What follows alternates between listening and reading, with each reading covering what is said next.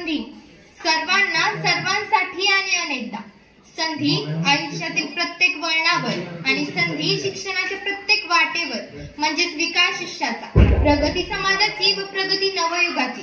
प्राचीन काळापासूनच शिक्षण आणि शिष्यवृत्ती यांचा संदर्भ मिळतो। मौर्य काळातील चंद्रगुप्त मौर्य, अशोका तर गुप्ता घराण्यातील कुमारगुप्त यांनी नालंदा व तक्षशिला विद्यापीठाद्वारे विद्यार्थ्यांना शिक्षणाची सोय व शिष्यवृत्ती अंमलात आणल्या। 5व्या व 6व्या शतकात सुरू झालेली परंपरा अद्यापही सुरू आहे। भलेही अंमलबजावणीमध्ये फरक असेल पण ध्येय मात्र एकच, विद्यार्थ्यांचा विकास व देशाची प्रगती।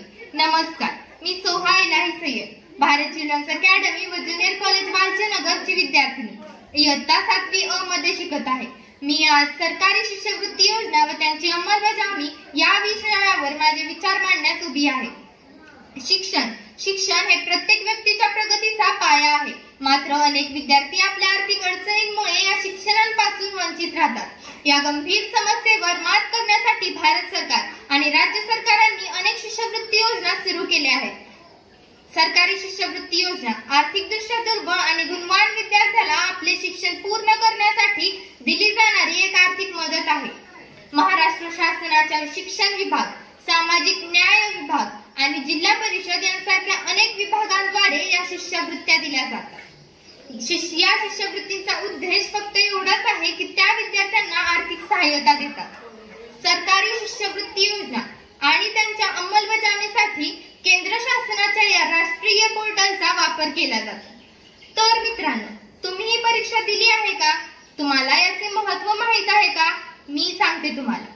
शिक्षणाचा प्रसार या योजना आर्थिकदृष्ट्या दुर्बळ आणि मागासवर्गीय घटकातील विद्यार्थ्यांना शिक्षणाचा मार्ग उपलब्ध करून देतात, ज्यामुळे शिक्षण समाजात सर्वदूर पोहोचते।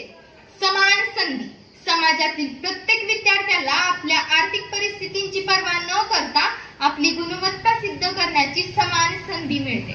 गुणवत्तेला प्रोत्साहन या योजना गुणवंत विद्यार्थ्यांना उच्च शिक्षणासाठी प्रोत्साहन देतात, ज्यामुळे देशाच्या विकासात मदत होते। समावेशक विकास या योजना दिव्यांग आणि अल्पसंख्याक विद्यार्थ्यांना विशेष योजनांतर्गत लाभ देतात, ज्यामुळे समावेशक विकासाला चालना मिळते। आज आराम करून आयुष्यभर कष्ट करण्यापेक्षा शैक्षणिक जीवनात कष्ट करून आयुष्यभर आराम केलेले कधीही चांगले। मित्रांनो, विद्यार्थ्याचे जीवन म्हणजे केवळ स्वप्न, संघर्ष आणि संधी यांचा संगम, पण या स्वप्नांना पंख देण्यासाठी आर्थिक मदत अत्यंत महत्त्वाची असते। इथेच शासनाने राबवलेल्या शिष्यवृत्ती योजना विद्यार्थ्यांसाठी आशेचा किरण ठरतात। शिष्यवृत्ती योजना म्हणजे शासनाचा विद्यार्थ्यांवरील विश्वास आणि गुंतवणूक। शिक्षण हा खर्च नसून हा भविष्याचा भांडवल आहे मित्रांनो।